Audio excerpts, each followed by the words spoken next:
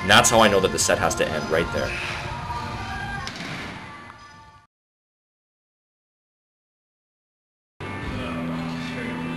Now this here is an exercise that I usually never perform, and most gyms probably don't even have this piece of equipment, but for the sake of variety I decided to toss it in anyway. But in case you've never seen this before, this is a machine skull crusher.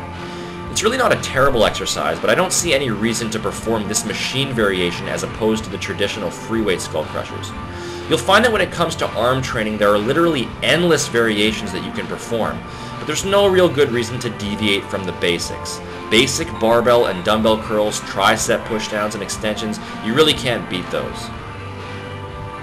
An exercise like this does hit the triceps fairly well, but it is reasonably easier given that the weight is balanced all the way through the range of motion.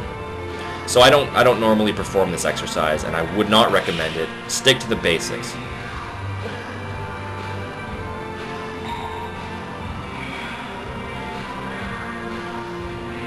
Full focus, putting all of my focus on trying to move that weight.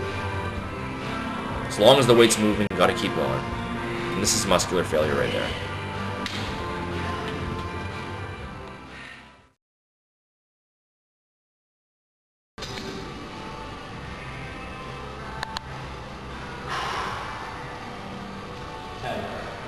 Now, rope crunches. These are probably my favorite overall abdominal exercise. They really allow you to move naturally and place a lot of overload on your abs. Now remember, the abs are a muscle just like any other, and they respond to intensity and progression in the same way. There's no need to train your abs more than once per week or with any fancy exercises. Unless you require a specific type of core strength for a specific sport or other activity, you should train your abs in a basic, straightforward fashion. Make sure to use a full range of motion on this exercise and aim to keep the tension on your abs throughout the entire movement. And just like any other muscle, you should take your ab exercises to muscular failure. That is, to the point where you cannot complete any additional reps using proper form despite your best efforts.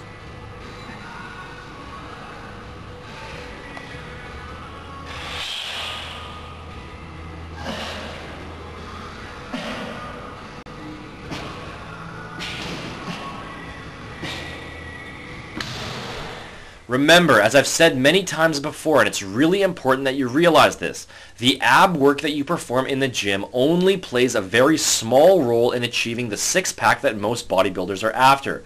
Achieving a six-pack is mainly an issue of removing the layer of fat that is sitting on top of your abs, and this is achieved through proper diet and cardio, and not through training your abs in the gym. Training your abs is still important because in order for the abs to poke through your skin as noticeably as they can, they do need to be developed. And in addition, strong abs will help to support your lower back during big compound lifts such as squats and deadlifts.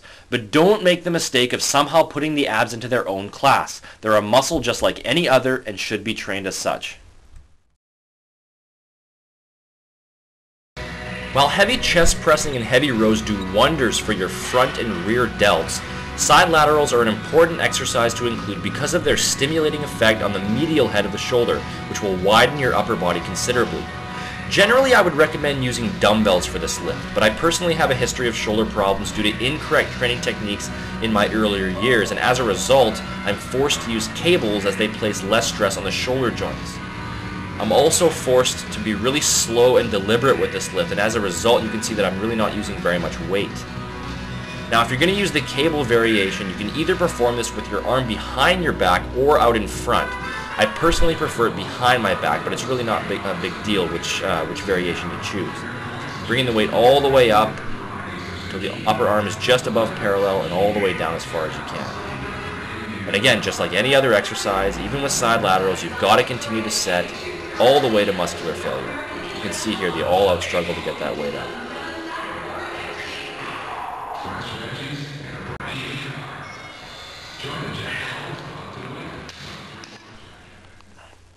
As I mentioned before, I would typically recommend that you perform this exercise using dumbbells from a standing position. You can perform it seated as well, but the standing variation allows you to move more naturally. And this is the type of lift where you really need to pay attention to the move naturally concept. You can't keep your upper body completely rigid. You should be bending forward at the waist slightly while you're holding the dumbbells out in front of you, and then as you lift them, you should be tilting back. This will allow you to place the greatest amount of stress on the delts while keeping the stress off of your lower back. In this video, I'm performing the lift very slowly and deliberately, but that's only because of my shoulder problems.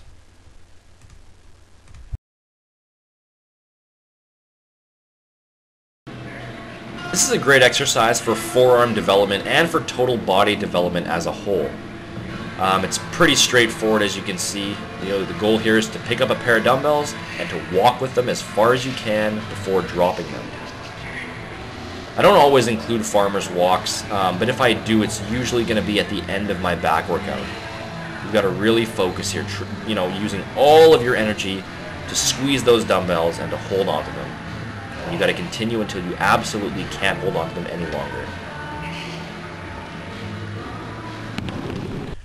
Okay guys, that concludes the video. I hope you enjoyed it. I hope it was motivational to see me in action, and I also hope that you learned some additional tips and tricks for maximizing the effectiveness of the lifts outlined. Again, consider this video version 1. I will create another version a few months down the road once I get this lower back up to par and I'm able to train at full intensity again. But for now, I have to make sure that I get everything healed properly so that I don't bugger it up again. There's nothing worse than being injured, taking time off, and then re-injuring yourself for jumping back into it too quickly. So I want to make sure that I'm fully healed before training hard again. Anyway, thanks for watching. I'll talk to you guys again soon, and happy lifting.